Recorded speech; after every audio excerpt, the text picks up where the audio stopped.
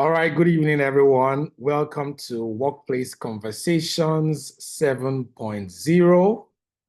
I'm Dr. Olumuyiwa Oludayo. I'm the principal consultant at Leadgate Limited.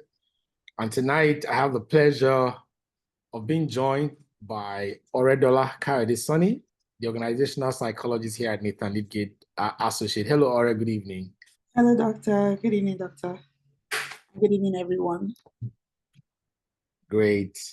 Can we just know where you're joining us from? If you can, in the chat, let us know. Greet us. Let's say hello to one another, and let's know where you're joining us from tonight. Hi, everyone. Where are you joining us from? Good evening, and where are you joining us from?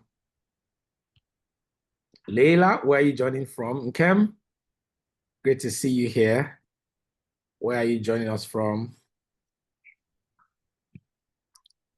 Hello.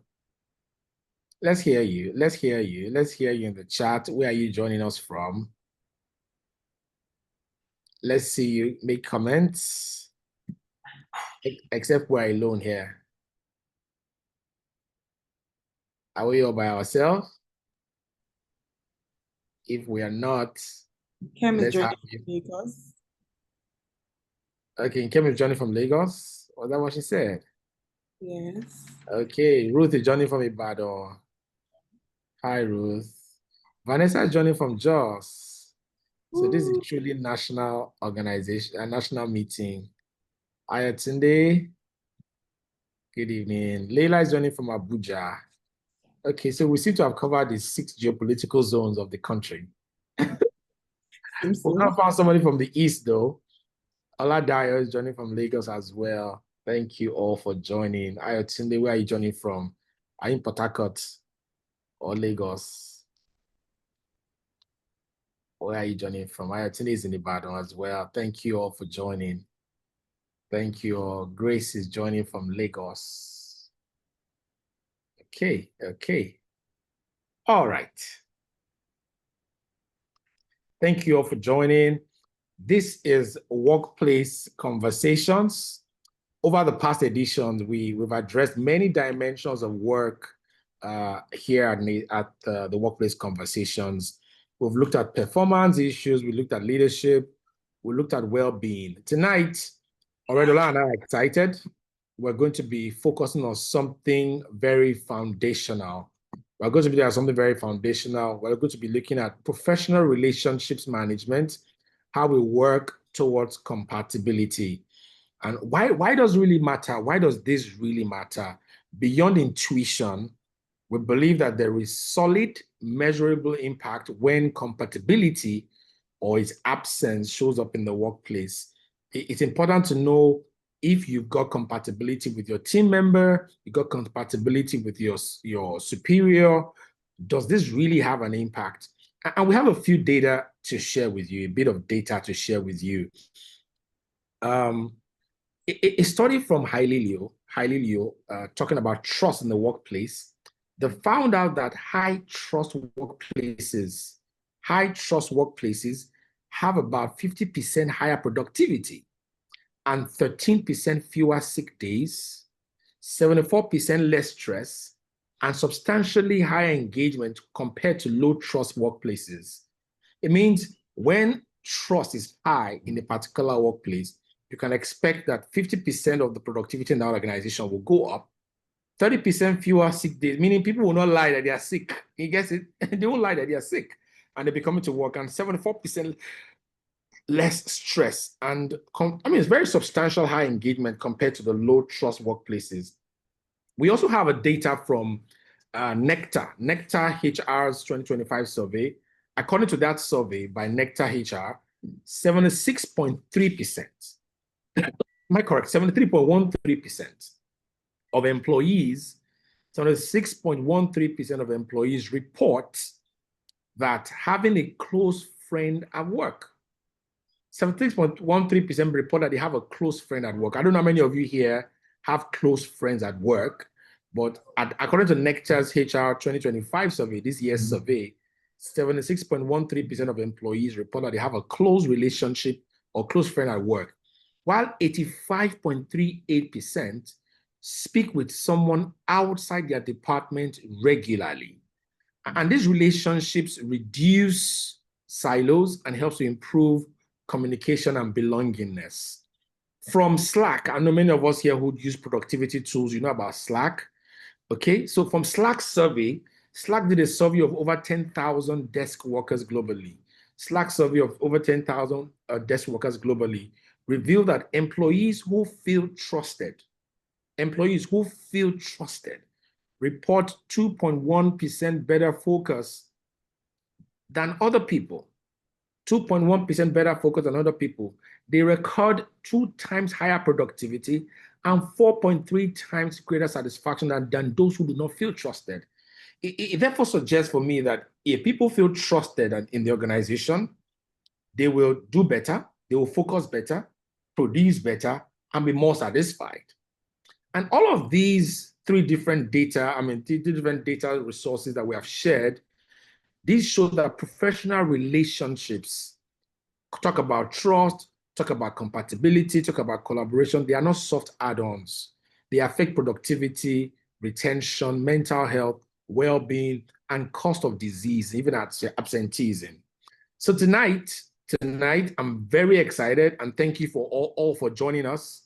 Tonight, Ori and I will engage in a dialogue, and I call it a dialogue because Ori and I have a practical experience of what it is to be compatible. And in recent time, we started to talk to ourselves and say, hey, it looks like we are becoming like each other. We do not want to be like each other. We do not want to be like each other. We don't want to be, I don't want to be like you. You don't want to be like me, but let's see what we can do together. Okay. But so tonight, Ori and I will engage in a dialogue. We're going to be asking each other questions. We're going to be reflecting on 4 areas: balancing personalities. Ori is a personality assessment expert. We're going to look at how to navigate conflict. I think I'm strong in that. I mean, I've been into many conflicts and battles. So I think I know how to do that. We both are good in fostering collaboration and building trust. So those will be 3rd and 4th things we'll talk about. We'll also tell you a bit about our framework, a framework that we've been developing. It's called the Professional Relationship Compatibility Analysis. Maybe Ori will talk about it. Maybe I will talk about it. But as the time goes on, we'll let you know how we're going to do it. That is a very practical tool to help you assess and improve compatibility in professional relationships. And yes, as is our custom at the workplace conversations, we're going to have a poll midway, and then we're going to also have you ask us questions as we progress. So, all right, are you ready? Yes, I am. Thank you so much, Doctor. And good evening, everyone. Just like Doctor said, this conversation is something that we want it to be reflective. We don't want to just talk about theory. We want it to be actionable. And we're going to be sharing not just what we've read in books, but what we've observed, what we have tested, and what we know and believe works, including our professional relationship compatibility analysis. And so let's jump right into the conversation. And we're going to be starting with balancing personalities. And Doctor, I would like to ask you, right, in your experience, when 2 very different personalities, it could be like, somebody who is extroverted, working with somebody who is introverted. But when these 2 different personalities come together to work, how can they balance the differences without losing who they are? Okay, thank you, Ori, for that question. And maybe I should start with you and I, really. Maybe for the purpose of those on this call, my personality type, as described by 41q.com, I'm a dynamic thinker. And I think, Ori, you are an engaged idealist, is it? Yes, I am. So Ori is an engaged idealist. And we realize that we are not on the same wavelength. But somehow we also acknowledge that we have work that we must collaborate and do together. And in our own personal and professional relationship, we had to really sit down to say, okay, what is this relationship like? What is this professional relationship like? We had to analyze it. And when we did analyze it, we came to find out how we could collaborate together to achieve things. Even though our professional relationship type is called values divergence, meaning that we are not on the same wavelength. When somebody is going left, the other person is going right. And for those of you who know us, who know both of us very closely, you'll be wondering, you guys cannot be values divergent because you work very well together. And the reason is we've come to understand our uniqueness. And Ore, I think that's where I want to start from, that we must first of all recognize that personality differences are natural. They are natural. I'm not you, you are not me. I'm not my boss is not me. My colleague is not me, I'm not my colleague. And it's natural. But what we should always focus on is that it is complementary.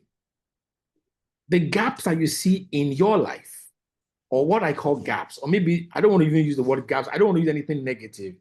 I want to believe what you call the areas of little focus, or the areas where you are not very, that you don't lean towards, the areas where your leaning is not strong, and you find somebody else who's strong in that area, it's complementary. So if I'm not strong in this and I'm strong in the other part, I mean, you can always find compliments. Ore is someone who's very good at giving very honorable feedback. Muyiwa is very straightforward. And oftentimes, Ore has said I'm very harsh and that I don't know how to give feedback, but I don't know a better way. And so when it's time for feedback, I would prefer that Ore gives the feedback on behalf of the company rather than I do. And so my response to this is, one, let's recognize that personality differences are natural, but they are also complementary. I also will recommend that you become self-aware. There's a story I used to say a lot, that story of the chicken and the pig. I mean, many people who have listened to me should be tired of hearing that story now.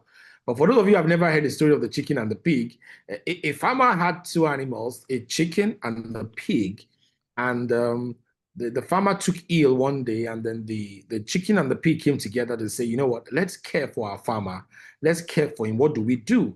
And they set a principle. The principle was that they were only going to give him something that came from their own bodies. But they must ensure that when they give it to him, it does not cause either of them pain. At the time of declaring what they were going to give, the chicken said, let us give him bacon and eggs. And the pig was very angry. How do you say we give him bacon and eggs? It doesn't fulfill the principle because I have to die. I am going to have to die. And you will give eggs. Okay, and then the chicken said, you know what? You go ahead and tell us what you want to give. And the chicken and the pig said, let's give him chicken soup. And the chicken said, hey, what about you? What are you going to bring to the table? Sometimes the reason we don't have anything to bring to the table is not because we don't possess anything. It's simply because we are not aware of what we possess. So we must encourage self-awareness. If you are in an organization where you're different from the other person, and there is always a marked and obvious sharp difference that you are not the same, I think you should encourage self-awareness. The chicken knew what it could bring to the table, but the pig did not know. And even when conflict arises, it's not because the other party is bad or the other person is wicked. It's simply because they don't know. And so it's always important for every person to know their style, to know their strength, and like Ore's favorite word, to know their triggers. You need to know your triggers. What sets you off? What sets you off? And I also believe, Ore, that we need to set milestones. I mean, clear roles and expectations. There is what Ore will not allow me to do, and there is what I will not also allow Ore to do. Not because she's not able to do it, but because I'm stronger in it. For example, an extrovert will lead a conversation, while an introvert will do deeper reflection and documentation. On our team in Nathan Leadgate, we have our friend. I mean, Ada works with us. Ada is someone who would not like to, always face this audience. But back end, she knows how to follow up with you. She knows how to do research. And so when we know that kind of thing, it will be foolhardy of us to think we can work together, pushing her to the stage. She doesn't like to function on the stage. She likes to function behind the stage, behind the camera, behind the scenes. And I think when we work together like that, with personalities that are either extroverted, introverted, or those who are very, laid back, and the ones who are sanguinish in nature, let's try to understand that we can set clear rules and expectations from ourselves. Maybe a final thing, so I don't bore the people and take over the conversation, is that we must practice mutual respect. Let's practice mutual respect. Let's be deliberate. Let's give ourselves deliberate space for our different work modes. For example, some people would like a very quiet environment. Some people prefer to have group brainstorming. Like, let's think about this thing together. Some of us just prefer to wake up early in the morning to get our stuff done. We don't want him to go into meetings. Some people want to go into meetings, soak everything up that people are saying, and then come to you, the team lead, later privately to say, I didn't just want to talk at the meeting, during the meeting, but here are my thoughts and suggestions. Don't say, no, no, no, no, no, no, no. How can you not talk? We were there together. You are now coming behind to tell me stuff. Some people are best like that way. So let's see if we can practice mutual respect. So for me, let's recognize that our personality differences are natural. They are unique.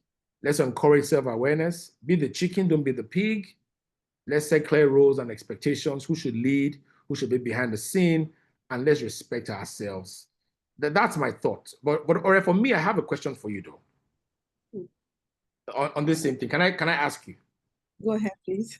But I hope my conversation was, I hope my response fit. Yes. What did you get from my conversation? Yes, you did.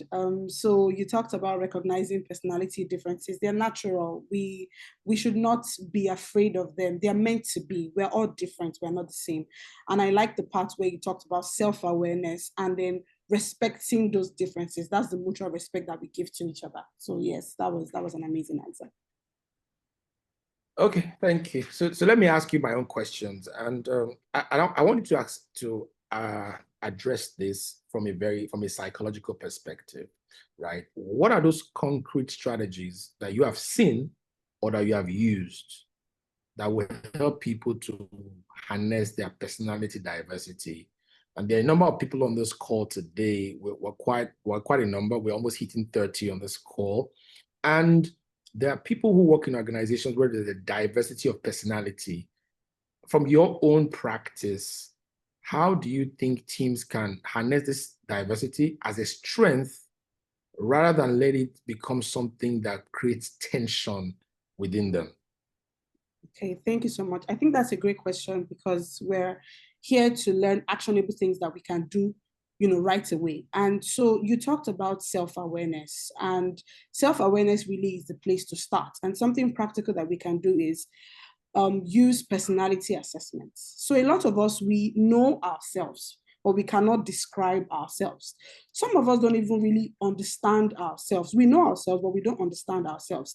That's where personality assessment comes to play. So you can take, and there are lots of free tests online. We use 41Q at Leadgate. You can just, take the test, email it to yourself. You have something you can read that really explains and describes who you are, gives you the word to describe who you are. And then not just doing the personality assessment. When you do this personality assessment, or you get the people around you at work to do it as well, you then use it as a conversation starter. So you just don't use it and then, just have the knowledge. You use it to strike conversations that help you to understand your colleagues, your supervisors, your supervisees a little bit more, just to say, okay, I just found out I'm I'm a thinker or I'm a doer. And, what are you? Okay, these are your strengths. These are your weaknesses. And, these are your triggers. This is your approach to decision making. So when we get all these personality assessments, it gives us insights. And then when we use these insights to strike real deep conversations that actually give us understanding of the people that we're working with, that's a great place to start. Another thing that we can do is, you talked about mutual respect and just, respecting people for who they are. When you accept people for who they are and how they show up at work, you can do something we call, it's a personality pairing, where, for example, if you have a goal and you need two different kinds of approaches. So for example, maybe you have an introvert who thinks, but the task requires not just thinking, but also somebody who can do and who can run. So you can pair an introvert with an extrovert so that the extrovert handles, the outward facing part of the task or the goal, while the introvert really does the thinking and makes sure that, things are considered in execution. So personality pairing is something that I find in practice that actually works, because it helps to cover blind spots. So I don't like to call any aspect of our personalities weakness. Like you said, it's just a leaning. I'm not very good at this, It can be a strength depending on the activity. So when you pair, different personality types together to work on a group, and what does that say for those of us that are team leads? When you are picking people to carry out a task or a project, you just Don't pick them randomly. You have to be intentional about saying, okay, can these people work together? Are they compatible? What are the skill sets and the personality type that I need to achieve this particular task? And then you can do personality pairing. Another thing that I would say is reflection and feedback. You see those two words? They are a gift. Feedback is a gift. Reflection is a skill. Is a skill that the successful have mastered. If you're not able to reflect on your actions, your thoughts, the things that you do, the things that you don't do, you really cannot learn a lot out of the things that happen in your life. So we need to be able to encourage reflection, and we need to give feedback, seek feedback, and use feedback. Meaning you give it to the person you're working with. You ask for feedback. Okay, how do you think I did on this? What did you like about my approach? What did I do that you liked? What did I do that you didn't like? So we need to seek feedback from the people that we work with after projects, have a stand-up meeting, reflect on, okay, this was where we clashed. I didn't like this thing that you did because of this. This is where I stand. Those kind of conversations give insight that actually make, say, collaboration very easy. And the last thing that I would say, adaptability. Honestly, there is no perfect personality. As we grow and as we, work and move up in our work life and all of that, we must learn that we are not the best. We are not perfect. Our way is not the best way. So we must be able to recognize when our approaches, maybe how we communicate, how we lead, how we think, how we make decisions, we must be able to recognize when it is not serving particular situations. And we must train ourselves to accept other ways of doing things. So we need to train people, teach people how to be adaptable, how to be agile. You take feedback and you move. Okay, this is how I lead typically because of my personality type. But if the way you lead is not getting you results, you need to change it. You need to be adaptable. You need to, work based on the situation. So, using personality assessments, just to do a recap, as conversation starters, and promoting personality pairing, having, feedback sessions and encouraging reflection, and training people and becoming adaptable ourselves are practical strategies that we can really kickstart right from tomorrow, Monday, that would help us harness the diversities of personalities as a strength. Thank you. Yeah, all right. I mean, thank you very much. There was something you said there, and I know a number of organizations have what we call the body system, right? They do body system. Maybe counsel for the group here, for those on this call and those who will be listening to us later on, is to say that when we do the body system, right? If we do the body system, how do you pair people? Most often, I know what we do in pairing is you pair a newbie with someone who's been in the system, and you don't really look at the personalities about who knows and who can do these things. And that's why there's a call to the professionals today that manage people to say, don't just pair people because they are new and the other people are those who can help them succeed, right? It's about pair people based on how complementary their personalities will be. Like Ore said, there are people with blind spots but their personality will have them have blind spots. Ore says a few things about me that I oftentimes find fascinating. She said, Doctor, you are a deep thinker and you are a very reflective person. You are someone who draws strength from accountability. And anybody who knows me very closely will know that I always like to before I do anything, I want other people to see me doing it. Yeah, I mean, no matter what it is that I want to do, I just don't want to do it alone. I want people to always be around me. And she tells me this. But the idea is this: we also tell ourselves, maybe we're not taking risk enough. Maybe we are risk averse. We should take risk enough. That's what your body would do to you. So if we must wrap up this first portion of our conversation tonight, we've been talking about personalities. What we have said so far, or if I'm not mistaken, is that balancing personalities means creating structure. It means creating values so that individuals can remain unique to themselves while also adjusting and, using your word, adapting when they need. It simply means diversity of style that is intentionally managed. diversity of style that is intentionally managed. So for the leaders on this call tonight, and for our friends who are being led, and for everyone who has a responsibility of pairing people together, working with people, we think the first thing you must cater for when we talk about professional relationship compatibility is to balance your personalities. Or I want to ask you a few questions on this second part of the conversation, or maybe I should allow you go. Yes. Maybe I should allow you. Yes, yes. We have actually, talked about, balancing personalities, but while we are balancing personalities, we are agreeing that there are differences. And when there are differences, conflict must happen. Conflict is inevitable. So in your view, what really distinguishes conflict that destroys working relationship from the conflict that ultimately strengthens it? Ooh, that's a whole lecture. Yes, That's a whole lecture. Because we've talked about balancing personalities. What will come with unique personalities is that there will be clashes. I mean, there's a friend of mine on this call, Akinjide. Akinjide is going to be a speaker next month together with Dr. Vu. They'll be speaking next month on workplace conversations.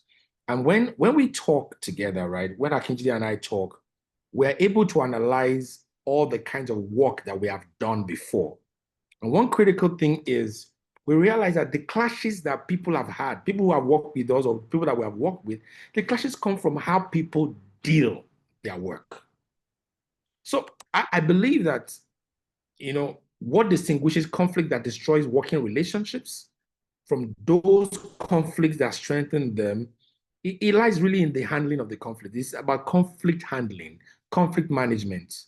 For example, is there open communication in that conflict, or is there suppression? The conflict that you will have, that you can talk about it. Or you and I talked about something this year, at the beginning of this year, remember? You came to my table, you came and you were on my table and you said, Doctor, I hear you very clearly. I hear you very clearly with the things you're saying and the things you're not saying. I'm saying, what are you saying? What is she saying? I said, what have I said? And this was very clear. He said, I hear you clearly, and the thing you're not clearly, I cannot believe you're saying this to me. I'm like, what have I said now? But it was that there was a conflict, and obviously there was a conflict, but there was no suppression. Yeah. There was no suppression. So the first thing I believe is this: conflicts that destroy working relationship are conflicts that are handled by suppression. Nobody's voice must be heard. We also have constructive versus destructive conflict, because destructive conflict tends towards blame. You're not just suppressing it, if you must express it, because that's one way to manage conflict, to say, I suppress. But even when you express, okay, there's a suppression and there's an expression. When you express it, do you blame people? So those who handle conflicts by expression, sometimes they play the blame game. They also defend. They don't take responsibility. They play defensive game. Like, oh, doctor, you did this. No, I did not. You are the one that did not understand me. No, Muyiwa, you did this. No, I did not. You are the one that did not understand. Or you are picking holes in what somebody else has done. And so the conflict that destroys is one that suppresses. The one that destroys is the one that expressed. It blames or does not take responsibility for wrong. I also believe that the conflict that will destroy working relationships is the one that you don't know where to express, you don't know the right time to express your displeasure. Friends on this call, I don't know about you, but I believe that we should always not talk every time we have a conflict. Sometimes in the heat of the moment, it's not the right time to give that feedback. It's not the right time to give that feedback. You may just want to hold back, let the project come to an end, at least achieve your goal, and then come to say, well, this is what I believe. Sometimes early resolution is even better. Sometimes deferred resolution, some other time early resolution, because if it is not resolved early enough, it may impact on the quality of the project or the task you're doing. Some other time, if it is addressed early enough, it spoils there's no energy to carry on. And so you must determine what is the right time to address this issue. What is the right time to address this issue? That's my thought. Maybe a final thought is, even when people express themselves, all right, do they feel safe to talk? This year, when you came up and then you talked to me about that issue, right, and said, hey, doctor, it doesn't look like I have a place in Nathan Leadgate this year. I mean, the way you are talking to me, it doesn't look like I have a place here. What exactly am I doing here? Da, da, da. I'm like, that's not what I'm saying. But it was a safe place to talk.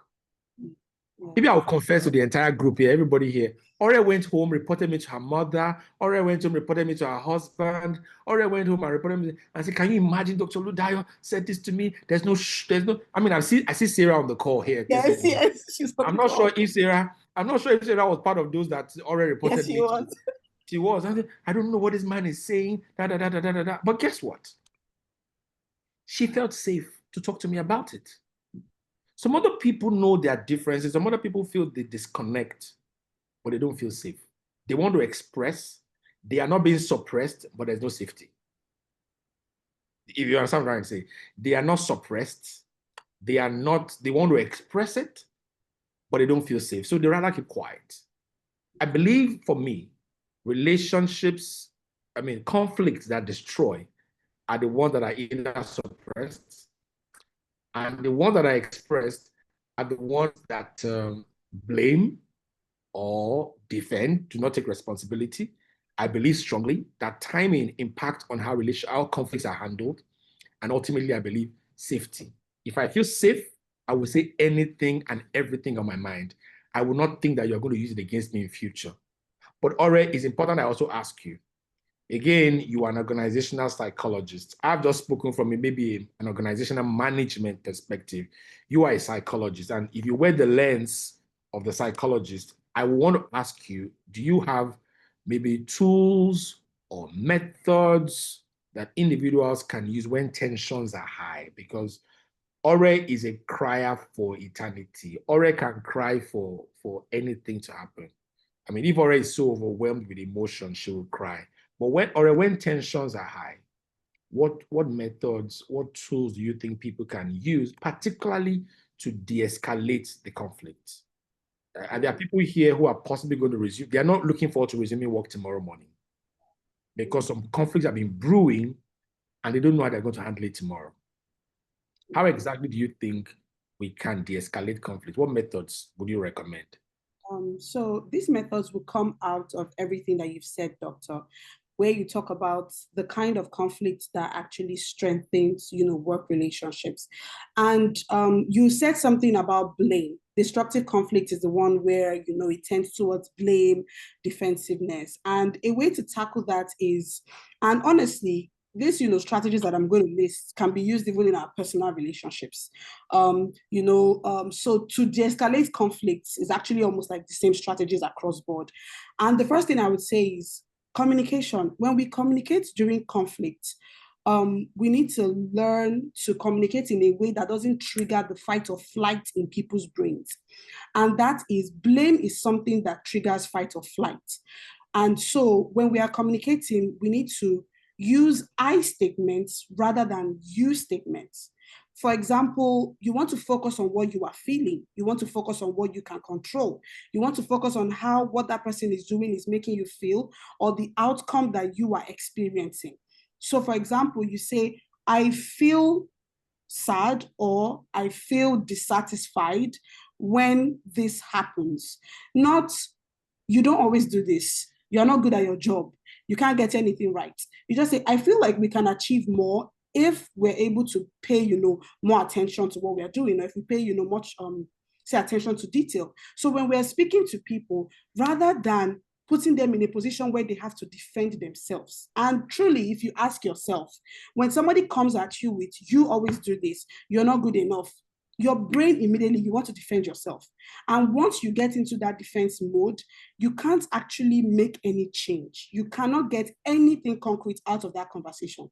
So when we're trying to, speak during conflict, we should learn to focus on what we feel as opposed to pointing fingers and blaming. And this is even if you strongly feel the person is to blame. If your goal is to de-escalate and your goal is to get results and get work done, you need to learn to communicate in a way that you don't trigger that person's, defensive. And you also talked about how we handle conflict. And, when people come at us during conflict, we need to learn to listen actively. Listening is a big part of communication. And this is about noticing nonverbal cues and even everything they're saying. You don't hear what people say. You need to listen to understand, not listen to respond. Because once people are, at conflict and they are going at each other, people stop listening. Now we're just having people talking, they're going at it, and nobody is understanding where anybody is coming from. But if we choose to listen and really understand, because everybody has a point of view. It may not be valid to you, but it is very valid to them. That is why they are standing on it. So instead of trying to convince somebody that their point of view is not valid, you need to go from, being curious about that point of view to actually say, I want to understand where this person is coming from. And the more you listen actively, you will have more questions than statements, because things will come at you where you're like, okay, tell me more about that. Why do you think this would happen? And I see it happen a lot when me and Doctor are speaking.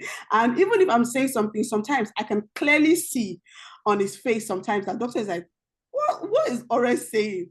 But it'd be like, go on, I'm listening. I'm trying to understand where you're going to. So get there first. Let's try to actively listen. And when you actively listen, you mirror back. And that's saying, okay, are you saying X, Y, Z? You confirm what that person is saying to you.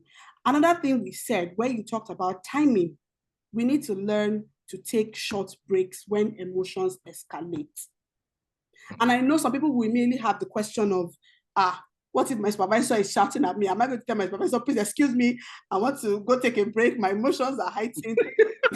They're like, already that cannot work, that one is in books. But there are things that you can do right in front of somebody that is yelling at you or saying things that you don't like to you, where you don't even have to physically leave, but you are de-escalating your mind. You're taking a break in your mind. Either you're counting from 10 backwards, or you're taking a deep breath, or you are doing a grounding activity where you're trying to notice things around you so that you can be in a state of calm. See, I always say it, you can never control what happens outside. Most of the time, the things that are happening around you, it's happening to you. The only thing you can control is what's going on inside you. And we need to come to a place where we master our emotions, where we practice, dealing with ourselves and saying, you know what, I'm not going to let what this person is saying to me determine how I feel right now. And I'm going to, bring myself to a point where I feel grounded enough, even if I cannot physically leave. And when you can physically take a break to say, okay, you know what, let us circle back to this conversation.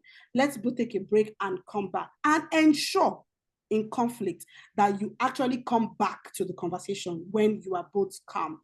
And another thing is, when we talked about timing, something came to my mind. When we are working, we find ourselves in situations where, especially for long-term conflicts that keeps on reoccurring, sometimes you may need to seek mediation. You may need to bring in a third party. There's nothing like, oh, I'm man enough to, address this issue. I can handle it. Something is reoccurring at work. It's coming back. Seek advice. Speak to other people. Bring a trusted person in. Right? And it's not even in a matter of, okay, I'm going to report this person to this person. It's about seeking help to say, I really want to work well with this person, but this thing keeps coming back. I have tried active listening. I've tried to understand them. It's not working. So I need somebody else to come and mediate conversations between us. And the last thing I would say, which ties very much to psychological safety, is we need to come into a habit where we're doing something consistently, and it's called conflict mapping, where you actually try to identify the underlying issues, the underlying positions, especially for long-term conflicts that is reoccurring. Something keeps coming up. Then it's time for you and that person to sit down to say, okay, why do you think the way you do? Why do you approach things the way you do? What's important to you about the way you work? This is what is important to me. When you understand people's positions and their values, it makes it easier for you to navigate conflict. And so just to, go over everything I said, our communication in terms of using I statements rather than you statements, actively listening to people, listening to understand, taking short breaks, be it physically or mentally, seeking, like a third party to come in and then mapping this conflict and really sitting down to identify why this conflict, what triggers this conflict, and how can we move past it. These are the things that we can do, like I always say, right from tomorrow. That's why workplace conversations is on Sunday, so that you can, go with the knowledge right into Monday to implement all the things that you learn here. And so, yes, those are the things that we can do right away to really de-escalate conflict when it happens. All right, thank you so much. And I'm getting comments, even in my WhatsApp chat here. Somebody just sent me a chat and says, tonight's session is the answer I need to work better with my colleague. Oh dear. I just got that chat now. Tonight's webinar is the answer I need to work better with my colleague. Thank you for doing this, Doctor. So thank you everyone for joining, and I'm hoping that there are many more people with such expressions or experiences today. You possibly are getting insights for how you manage your conversation. All right, I think and let me just see the last thing you said. You said the reason we do workplace conversation on Sundays is because you can start to work with the things you learn tomorrow. And that was very specific for us. Many people would think, why are you doing a corporate or a workplace activity on a Sunday? For us, because most of the things we do on workplace conversations are behavioral, and the recommendations that our panelists and speakers bring to the fore are things that we want you to begin to use almost immediately. And so we carefully chose to do it Sunday, not even at 3 o'clock or 5 o'clock or 7 o'clock, something late, so that you can just go to bed with it. You can just think about it, go to bed with it, and then when you wake up, you are fresh with that thought. And so it's very deliberate. It was very intentional that we put these meetings at this time. And for those of you who've been coming and again, thank you for coming. For those of you who have just come for the first time, I'm going to ask Joshua to drop our YouTube link for you so you can catch up on the previous 6 episodes that we have had. We've had 6 episodes so far. We are hoping we can do 10 this year. This is number 7. Akinjide and Vanessa will be up for number 8 next month. We still have November and December. If we can, we possibly will do more and before we close out for the year. But I think it's important that we let you know that there are previous editions that you can go back and listen to. There's value in it for you. All right, I think this is a good time to talk about the professional relationship compatibility analysis. And I'll just take a bit of history on it, and then maybe I'll ask you to do something about that, to talk about it in a little bit. Earlier on, if you all listened to me, for those of you who joined earlier on, I talked about the fact that this is something that we have handled. We didn't do professional relationship compatibility analysis because a client asked us to do it. No, we had a challenge with ourselves in the office. Yes, Toyosi, we're going to give room for questions just in a bit. Just don't worry. We're going to give you a room for the question. Just hold it, or if you want to just drop it there, you can, and we'll just, so that you don't want to miss out. Aurel will elaborate on conflict mapping just in a moment.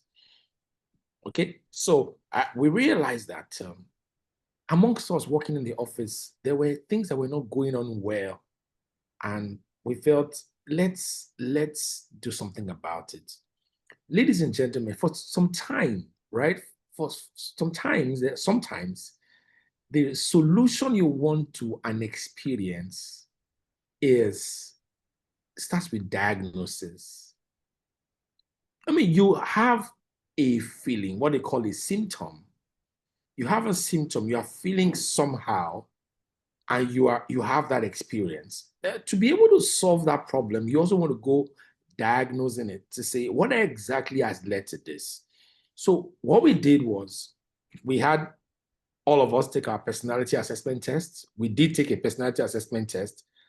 We use 41q.com. For anybody who doesn't know 41q.com, that's a site that we use. I mean, the results are very valid for us. They've given us very accurate results at that. And we recommend it very highly for you. So we all took the test at work and we said, okay, if that's a test, and then we got it. And this is where we added value to it. We have not seen a tool today. If anybody knows any tool, you can tell us. We have not seen a tool today that does a compatibility analysis of colleagues and co-workers in an organization. We believe we are the first to do it, and that's why we're taking our time to teach it and share it so that people can draw value from it. Your personality and my personality, what we do with Nathan Leadgate is that we do a compatibility analysis. How compatible are our personalities? When we do the analysis, we then help you to produce a report that shows you a pathway to making the most of the differences and the uniqueness that is in that relationship. But Ore is the one that does a little bit of the analysis. So maybe I'll let her speak a little bit about it. Ore? Okay, thank you so much, Doctor. I also think this is a great time for us to talk about our professional relationship compatibility analysis. And like you said, it's a diagnostic framework, and it's a framework because we just did not stop at an analysis. It actually has a report that follows through after the analysis that really gives a lot of insight for people. And we developed this to actually deal with internal issues we were having at Nathan Leadgate with our different personalities.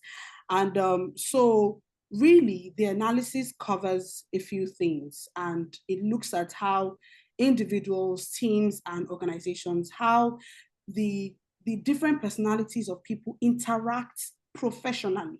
We all know about, romantic compatibility, you and I fit as a couple and all of that, but there needs to be compatibility on some level, even at work, right?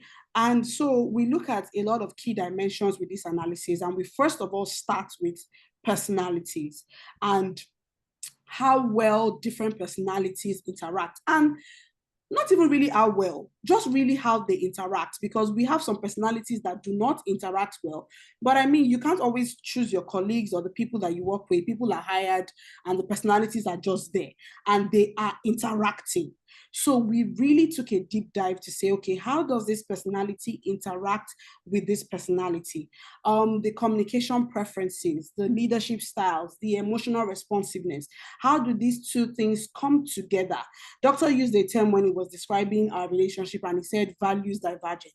That's just looking at, our, he was looking at us as personalities and our differences because of our personalities.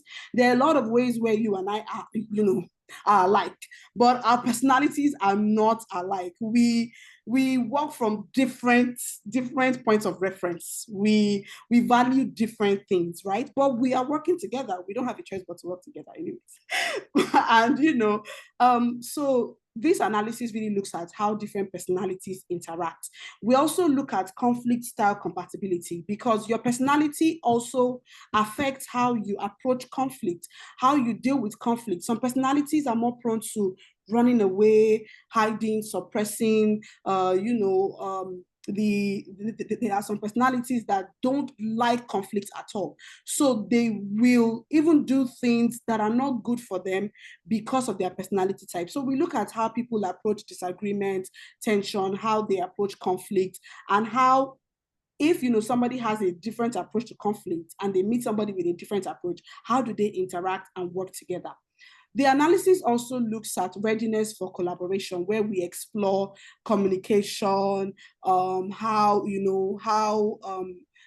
they share ideas, boundaries that each personality sets. For example, determined realists are very traditional, right? And then you have, idealists who are willing to try new things. And then we also look at the trust levels, and, looking at the past history and the other things that tie into that relationship. And so we did this with a lot of data. I mean, we have used 41Q for over I'm sure almost 20,000 people. And we analyzed the different personalities. We looked at different things. We also looked at external factors that can come into play. We observed these personalities in real time. And, we sat down with people to really ask questions that, okay, does this describe you? Does this describe how you work with this person? And then we now have, so we identified 14 compatibility profile types that can exist within the workplace, meaning that there are 14 professional relationship types that can exist out of 16 different personality types. So your relationship type with any colleague can be either of the 14 that we have identified, right? And so that's really what we did with the analysis. And then the report actually gives you solutions and ways to, address the interactions where it's most likely negative, the blind spots that can happen within professional relationship type. Honestly, it's a lot of gold. And even our clients that have, some, so when we first of all started, we were giving it as gifts, right? But now it's like it's so real and so valuable, right? That now it's no longer a gift. Now you have to pay to access it. And we have seen feedback. We've gotten feedback on how using the analysis and the reports, they were able to turn, how they relate in teams for the better, to produce better results. Thank you, Doctor. Yeah. All right, thank you. And I mean, it was looking like you were sounding like you were marketing, though. So that till it was looking like you were marketing. What I also want to say is that the PRCA, which is the Professional Relationship Compatibility Analysis, it doesn't just diagnose, right? It leads to actionable insights and critically what I call interventions. If your relationship with somebody is not going well, these analyses help you to identify areas of intervention. And like Ore said, there are some times that you need a mediator to come in between you. And the mediator may not necessarily be someone. It may be knowledge. It may be information. And I think that's what this analysis does for you. Like she said, we have piloted across a few organizations, and there's one good story. There was a department, I think it was a HR department of an energy company, an oil and gas company, that allowed us to say, you know what, do this for us at our departmental level. They did not know if it was going to work. We had done work for them before. I think we did a competency. We developed their competency framework for their organization. We designed their competency framework, deployed, implemented, and evaluated it. And then they had a departmental retreat, and they called us in, and we said, let's do this for you guys. And we did for them. I mean, I'm glad to announce to you that now something that we did for an organization, a department of about 10, 11 people, now they have called us to do it for the entire organization of about 50 people because they saw value in it. And so that's testament to that. And like Ore said, early indicators already shows that the teams that have had to use this report, they have now started to report fewer misunderstandings, better project delivery time. There's a lower turnover now in conflict teams. There's improved job satisfaction and all of that. So, I mean, again, we say this because we will always not be the same, but there's a tool that can help you not just identify your uniqueness or the differences in relationship with other people. There's a tool that can also tell you what steps to take to get results, even in those unique spaces, and what kind of interventions you require to work. All right, before I ask you the next question, I think there's a question around conflict mapping. Can you quickly talk about conflict mapping so that Toyosi can get clarity? Toyosi, are you still there? Hello, yes, I am. Yeah. Okay, yes, I am. Aurel will address it now. Okay, great. Thank you, sir. Yes. Thank you so much, Toyosi, for that question. So conflict mapping, look at it like a structured way of approaching conflict, where you actually sit down to analyze and, visualize it so that you can better understand the issues and the dynamics that are actually coming into conflict. Because sometimes we're in conflict, right? And all you can see is that conflict. But when you take a step back, try to look from the outside, inside, sometimes you get a better picture. So it is sitting down to really break down, especially recurring, like very complex conflict that keeps on showing up, isn't budging, right? And there are things that make up a conflict map. So the first thing you want to identify are the parties involved. Who are the stakeholders? Who are the people that are always directly in conflict, the people that are indirectly impacted by this conflict, the people that are affected? You want to first of all start and say, okay, who exactly does this conflict concern or surround? And then the next thing is you want to give clarity to the issues that cause the conflict. Sometimes when people fight in the office, you go and meet, say person A now, and you say, why are you having issues with this person? They will say something, and you go to meet the second party will say something completely different. They are having the same conflict, but they are both, it's like, and you're wondering, is it not the same fight? Why are you both giving different reasons? This person is saying this person is saying this. So you would really sit down to outline what are the points of disagreement. Is it interest they are disagreeing on? Is it the value? Is it the approach? Is it the goal they disagree on? What exactly are the points of disagreement? You really try to identify it. And then something else you want to look at is the relationship dynamic. How do the stakeholders relate to one another? Are they subordinates? Are they equal? Is it supervisor and supervisee? Is it, colleagues on the same level? Is there a power dynamic there? You really want to understand the relationship, because sometimes it's those things that surround, is the power dynamics at play that makes, somebody say, oh, this person is just trying to treat me like this because they're my supervisor. Or maybe the supervisor is younger than the supervisee. And the supervisee is like, this person is my junior. Or even if it's not my junior, maybe the supervisor was brought in as a new staff, and the supervisee is 20 years in the company, and then you're telling him to answer somebody that just came, is not up to 6 months. So there are other dynamics that come to play in conflict. You want to identify if those things are present within that particular conflict, and then you want to explore the triggers.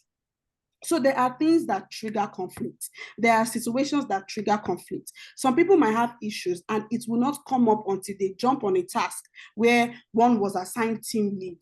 Maybe they work together very well when they are group members, but when you put one person as the group lead, then issues come to play. So what are the triggers that actually, start this conflict? So you want to identify that.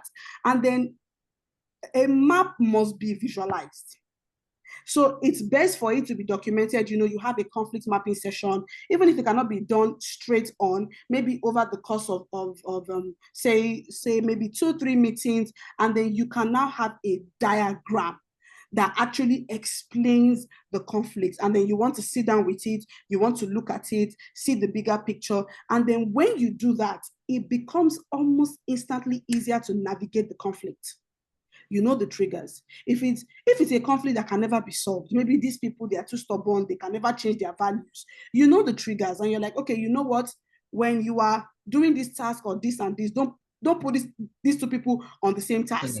Don't give them the same goal, or don't put them like this, or when you know that, you're able to just navigate it and really come up with solutions. But it just helps you step outside, look inside, understand, and navigate the conflict better.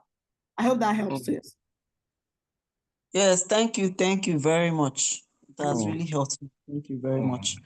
Because I would have tried the approach of giving both parties queries, multiple queries, attend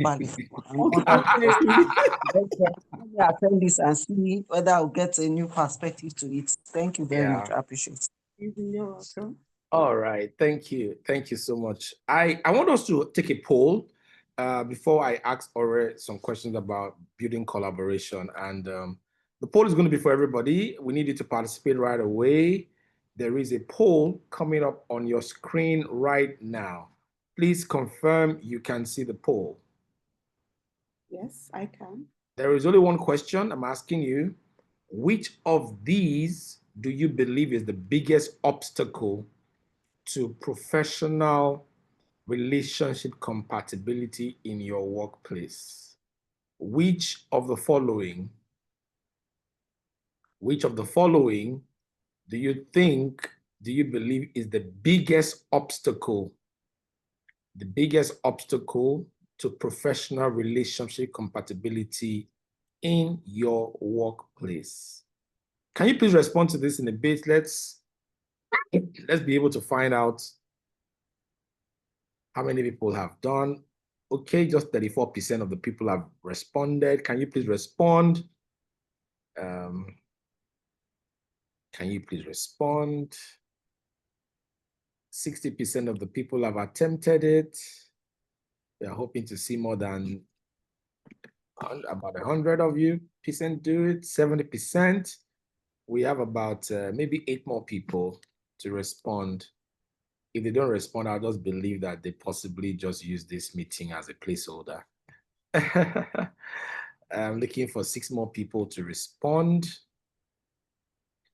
What do you think is responsible, or what is the biggest obstacle for professional relationship compatibility?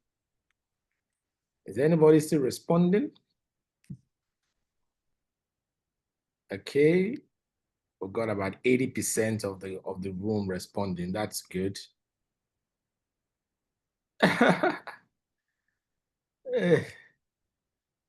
Okay.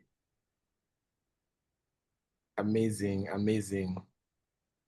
The results are interesting. Oh, come on. If you can see the results, I mean, I've not shown you the result, have I? Can you see the results? Nobody can see it. Okay, I'm the only one that can see the results. Okay, that's nice. I like to be a teacher. Who else is responding? Please just respond. I can't wait to give you. Almost half of us have chosen a particular answer, though. About half. Okay. Anybody else? Anybody else? I'll just give you a few more seconds because we're about to close tonight. Okay, let me end the poll. Let me end the poll for the sake of, let me end the poll and release the results to you. Poll ended. Here is your results. Can you see the results? What do you see? All right, what do you see? I see personality differences and mismatched work styles. Yeah, personality differences is the greatest obstacle to professional relationship compatibility. That's what you have said. This is a live poll. Thank God we didn't come here with this data. I mean, this is what the live audience has said. 47% of you have said personality differences is the reason we are not working together. And it's not trust. I mean, trust is the least. Can you imagine? Trust is the least. And it's not a weak collaboration culture. So forget the culture of the organization. Forget whether I'm not trusting you. It's because I don't understand who you are. If I understand who you are, then I will be able to relate well with you. Now, this is the result. We have always promised, let's bring down the results now. We have always promised that we'll write an article on all of this. We hope that someday we'll get around it. Our promise to our audience is that beyond the videos, we'll produce intellectual articles on all of the 6 topics or 7 topics that we have done. As we bring this conversation to an end, we have 2 more areas that I believe we should talk about tonight. We've talked about balancing personalities, and we've talked about navigating conflict. I want to talk about building collaboration. Or collaboration often gets talked about, but many times it looks like it's forced. It looks like it's compelled. You are coerced to collaborate. People collaborate in the name, but not in spirit. You know, that kind of thing. That is not, I'm not working with you because I want to. It's because there's no other thing to do. You are the finance person and we have to do audits. You know, you are the HR person, you have to do this one. It's not because I have to work with you, but I mean, it's not because I want to, but because I have to. So I want to ask you, what conditions must organizations create so that collaboration is genuine and sustainable and not just a lip service? How do you do this? We have very limited time, so maybe you just keep your answers short. So there's a saying that says, if you want to go fast, go alone. And if you want to go far, go with people. And, you know, many a times we pair people together and they're with people, but they're still not going very far, right?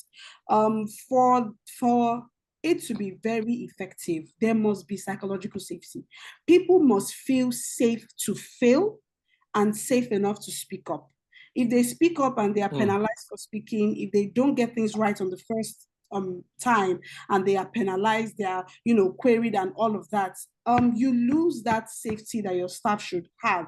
And once you lose that safety, it means I just show up to the team, I show up to the group, but whatever you people are going to do, let's just do it and let's just go. Because, if I say something, if I make a mistake, it's going to be an issue. Or, if I give, feedback or something, it's going to be an issue. So we must have a culture of psychological safety. Another thing is a shared purpose and a goal. A lot of us, every organization, we have vision, we have mission. Our people don't buy into it. Our people don't own it. They don't even know the goal of the organization. They don't know what the organization is trying to achieve. Everybody needs to understand why. If people know the why, and if people can see the impact of their little quota, then they will collaborate. So people need to have a shared goal. They need to understand. It's not just knowing it or having it on a frame in the office, but people need to believe and buy into that shared purpose. Another thing that helps collaboration is clarity. A lot of times there's not role, clarity. I don't know where my power ends. I don't know where yours starts. I don't know where, our duties overlap. Those things are not very, very clear. And sometimes they are even clear to a point where it's rigid. So even when we need clear roles and clarity in our roles, we must put structures that are flexible enough to encourage that, collaboration that we are looking for. And something that is very, very critical is recognition and reward systems that actually foster collaboration. You put people in a team, they all work together, you only reward the team lead, and you want people to show up next time to collaborate. They're like, you know what? If you're only going to acknowledge that the team lead did everything, I'm not going to bring my quota. I'm just going to show up, sign my name, I'm part of the team, and then all the glory goes to the team lead or to one particular person. So we need to actually build systems that reward that collaboration, that effort, putting in your quota. And then the last thing would be tools and processes. Are there platforms? Are there activities? Are there, regular meetings that actually make, say, collaboration very easy to achieve? So, very quickly, the safety that people feel, a shared believed goal and purpose, role clarity and flexible structures, recognition and reward systems that actually foster collaboration, and then the tools, the communication channels, the processes that actually make it easy to have that collaboration in place. Those are the things that make collaboration actually give you the results that you're looking for.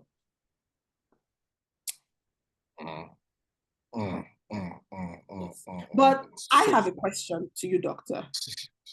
Okay. And I think from your leadership and your consultancy experience, what very concrete, tangible roles have you seen leaders? Because I feel like leaders play a lot of role here.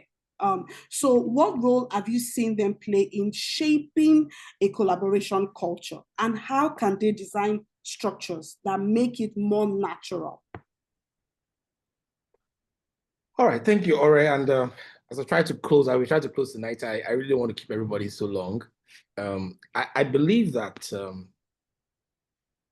in my experience and work with leaders, I want to say that leaders that model collaboration themselves enable it to happen in the organization. When you see a leader beckoning on others to join him or her to get a task done, to get a project done, then others always want to, model after it. You see, whatever makes a leader succeed, others want to try it as well. If a leader said, oh, I attained this doing it alone, nobody else wants to do it with another person. They want to all go by themselves. If a leader says, oh, we attained this because these 5 people, these 7 people, we collaborated together, hands came together, heads came together, and we're able to accomplish this, they possibly would do it. So modeling for me is the first tool. The second is we must structure work in such a way that it is collaborative. Let's structure work so that it's not only one person that can get the job done. All right, I was chatting with you earlier today and I said, why do we have certain people on our team and we are still going outside the organization to look for something similar. Oh yeah, maybe we should do this, maybe we should do that. But you see, we will never be able to build the competencies within the organization if we keep going outside to get the work done.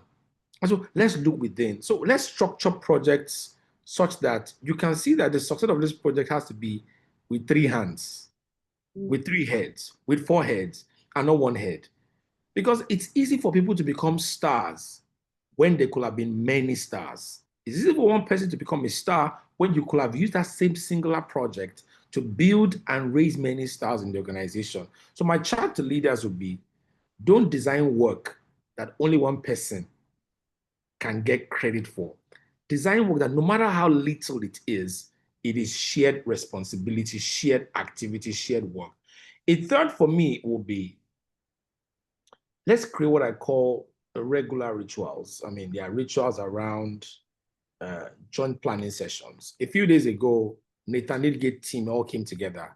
Our entire team came together, and that was about the longest meeting we have had, all of us in a physical space, about 6 hours of meeting. We sat down together and looked at a list. I still have my board here right beside me. And we had a list of about 15 of our clients that were looking at what we were supposed to be serving them. Where are we on the job? And I want to thank all the team members that came in, Ada, Joshua, Grace. I mean, you all came in and brought in your quota. Then almost the next day, Ada had dropped on the group our to-do lists. Me, I was just talking during that meeting. I was not writing anything. I mean, but Ada had drawn up the to-do list and was there. That's the ritual. Create that ritual where you have joint meetings that can allow people bring their own skills to bear. That I believe will work. Maybe a final thing, if I must, is to say, let's ensure there are conflict channels. When collaboration does not work, how can people talk and speak up? There should be channels to say, well, this is not happening. This is not working. I don't know how to get it done. Again, it may just even be from you. I serve on a particular committee. And I realized that in recent time, I've been very stretched. And when I prioritize the activities that I need to do, this particular task does not always come up. It does not always come up. I love to do it. I want to do it. I can do it. I have the ability to do it. But in prioritization, it doesn't always come up because I'm stretched in my time. So I had to go to the chairman of that subcommittee and I said, sir, I have struggled with this. I'm so sorry I've disappointed you, but I'm struggling. And I don't want to keep the entire organization, the entire team back. Maybe we'll find another approach to getting this done, but I'm not sure I can continue to support you in this manner. I'm not saying I'm going to support you again, but in this manner. For me, that was what did it for me. All right, let's close tonight and let's talk about trust. Even though trust was the least thing people talked about this evening, they said trust is the least. Maybe that's why I put that last anyway. Trust is the least thing that will cause any professional relationship compatibility to happen. Let me ask you my question. When trust has already been broken, particularly between colleagues or between staff and leadership, when trust is broken, how can we rebuild it? There are people on this call now, they will never trust anybody again. They don't want to ever trust anybody again. You've broken trust. But already, how can we rebuild trust in an organization where it is broken? Okay, the very first thing to do is to acknowledge that trust has been broken. You need to recognize it. You need to name it. You need to say it. Sometimes a lot of leaders, they don't want to admit these things, but you can't apologize without admitting first. You need to acknowledge that trust has been broken, and you also need to acknowledge your own role in breaking that trust. And then after that, just like I tell my 6-year-old son, any apology that doesn't come with a change in behavior is not complete. You need to do things. You need to do what we call repair. So you have apologized, but what are your plans to repair this trust? What are the things that you are going to do? And it's actionable, concrete steps, not just, I'm sorry, I'm going to do better. What exactly is better? How are you going to do better? What exactly are you going to do? And then after that, you just have to be transparent. You have to submit yourself to accountability. And then when you do that, you regularly check in. Okay, we had a conversation and we know trust is broken. We're trying to rebuild this trust. How has it been so far? Are you feeling any changes? Are you seeing any changes in my behavior that are making you comfortable? Is anything off? Am I, rebounding back to bad behavior? There must be regular check-in. And sometimes mediation helps, right? Somebody needs to be there to referee that trust building process, right? And it's one step at a time. That's the last thing. One step at a time. It's better for you to take little steps, because it takes people a lot to trust again. So you can't just do one good thing, do one repair action and expect that, okay, this person should trust me now because I've done this. It took a while for that trust to be, completely broken down. So it's going to take a while for it to be repaired. So you do things little by little. Consistent positive interaction and actions is what builds trust. So, at its core, trust is the foundation, really. And, without it, other things like, collaborating. If I don't trust you, I can't work with you. If I don't trust you, I'm not even going to trust any conflict handling strategy you're trying to build in place. If I don't trust you, I don't care whether we have different personalities or not. I don't trust you, right? And then, with trust, it's easier to sustain all of these things that we have talked about. So yes, that is what we can do when trust has been broken down. Thank you. All right. I also believe that there are some non-negotiables. When we say some things are non-negotiable, you cannot negotiate them when it comes to building trust. And let me close this evening by giving you an acronym, CIVIC. If anybody is writing, and if you know me very well, I do well with acronym CIVIC, CIVIC. How do you build trust? Use the CIVIC model. Okay, use the CIVIC model. It doesn't exist though, but I'm just going to tell you 5 things that I believe you should do to build trust. Number 1 is consistency. I mean, doing what you say you will do.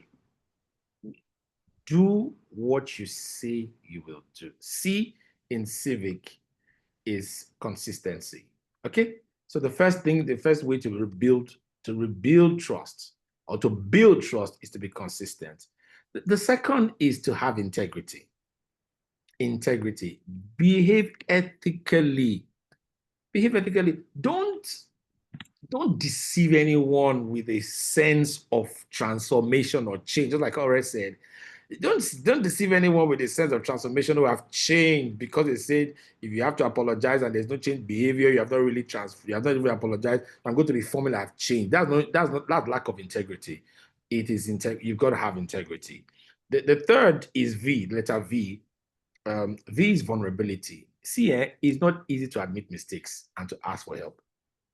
You've got to learn to be vulnerable. See, if you must allow people trust you, tell them, see, I struggle. When I sent that message to my chairman, I felt, would this man not think that, Dr. Oludayo, with all the beautiful things people say about you, you are just a bad person, so you cannot even do this thing. I had to come and say, Oga, please, I really want to support you, but I'm not getting it. I'm not getting it at all. I wish I could. And I don't mind if you can find another way where we can achieve this goal. I don't want to draw everybody back.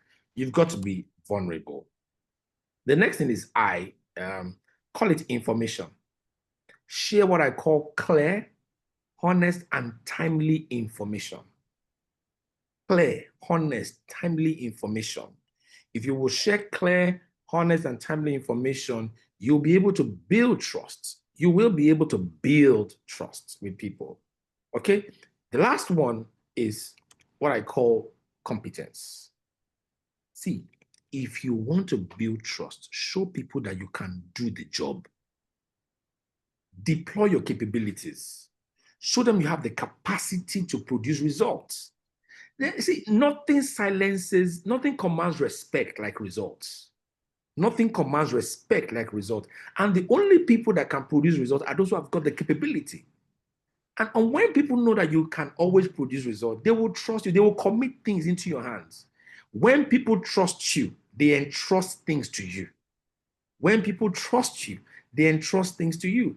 And the only way they can entrust things to you is if you have shown that you have got the capability to produce the result that they are interested in.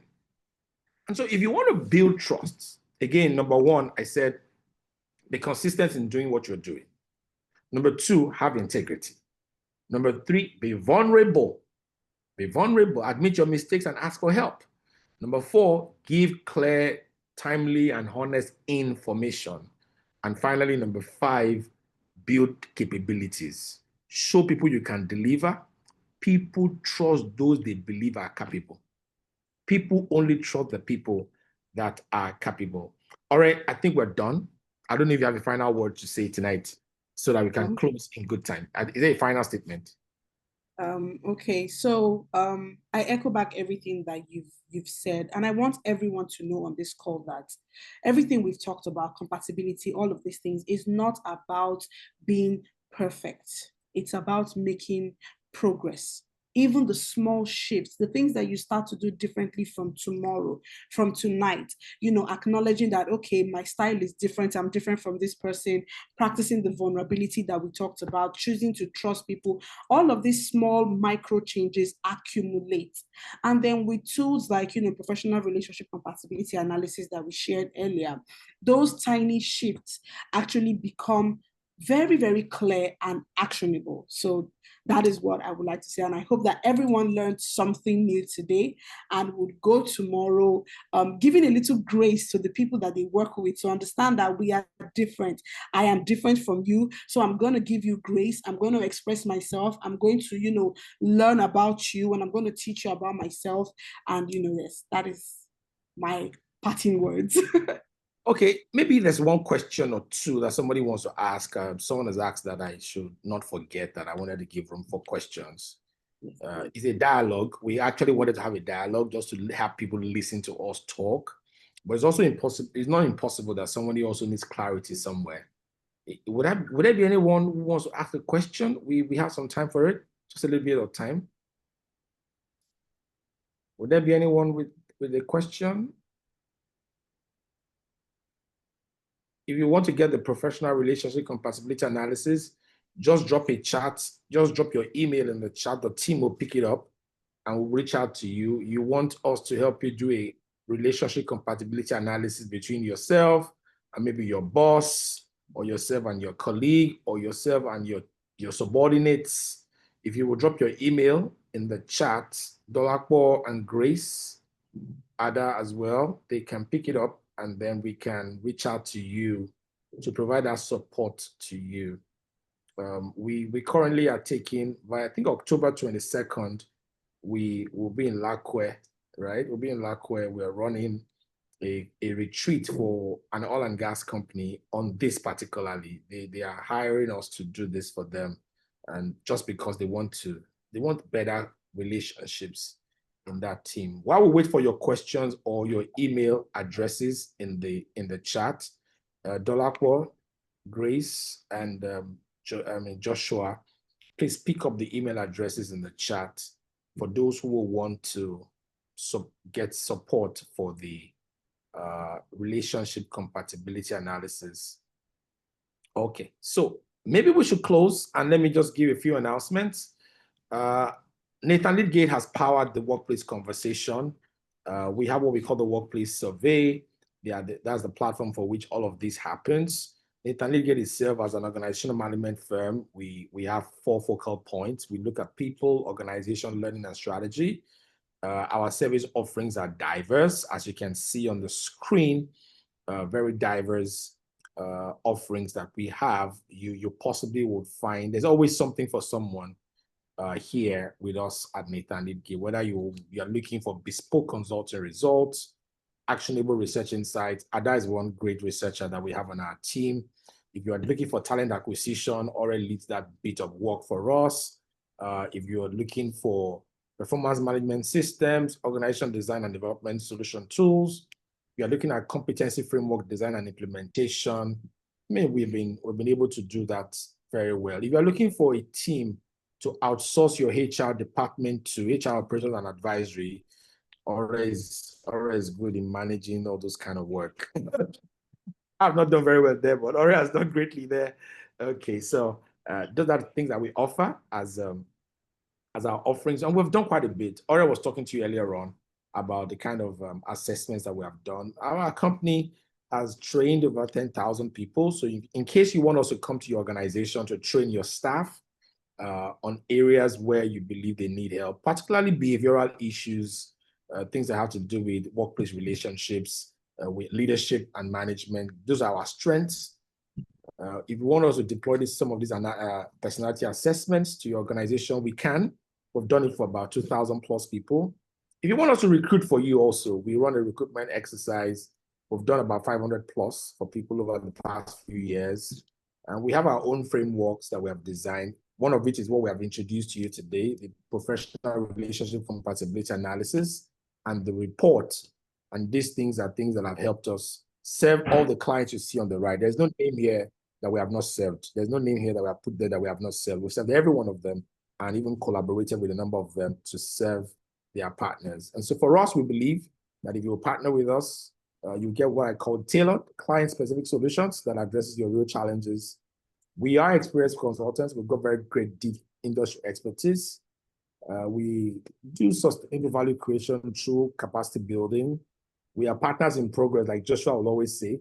We are partners in success. We always do want to, we're not just consultants, we are partner with you. And our details are there, our office address, and our phone numbers, and our email, if you want to reach out to us. Having said that, ladies and gentlemen, let me invite you to next month. Next month, we're going to be having Workplace Conversations 8.0. I don't know if Akinjide is here on the call. If Vanessa is here on the call, would you like to give us a taste of your voice? Akinjide, that baritonic voice, do you want to give us a taste of your voice ahead of next month? Just let's hear the, oh, hello, good evening. I don't mind. Vanessa, are you there? I don't think Vanessa is on. I don't think Vanessa, she was here earlier on. First Is Akinjide, yes. You don't want them to hear your voice. Very deep voice. This guy, very deep guy. Okay, maybe he's not here yet. Okay, next month, we're going to be having Akinjide Ojo, a senior consultant, HR advisory services at AAO Salak Limited. I've worked with them collaboratively. I've worked with them internally. I've also worked with them to serve other clients. A fantastic organization. And this dude is super. I've worked with him. And then we have Dr. Vu, Vanessa Sukwok. She's the team lead, vet care, breeding at Integrated Dairies Limited. They're headquartered in Jos. She was here. She's one of those people who gave us the middle belts quota this evening. Dr. Vanessa is going to be joining us as well. I will be moderating that session. We're going to be talking about how behavior impacts policies. That's what we call tone from the top, tone at the top. When the behavior of the leader just not, it doesn't affect any policy, or it makes a mess of the policy. We're going to be talking about policies versus practice. Sometimes you have things documented, but in practice, they are not the things that you see happening. That's the core of Workplace Conversations 8.0. I'm inviting you to register right away. I don't know if Dolapo and the team have dropped the link for registration for Workplace Conversations 8. Please go ahead, register now, and join us. We hope that you have enjoyed tonight. We'd like to hear comments from you. If you have really enjoyed tonight, what was it like? Ayomide Togbeshi, what was this night like for you? Christiana, Bukola, Nkem, Ruth, what was this evening like for you? Let's try to close with your comments. I like to give you the final word to close tonight. What are your thoughts? What were your thoughts tonight? How did this come across to you? Was it beneficial at all?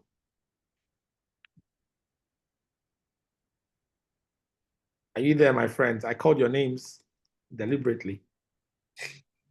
Toyosi is very impactful.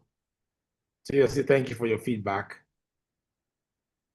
Bukola, Ayomide, what are your thoughts?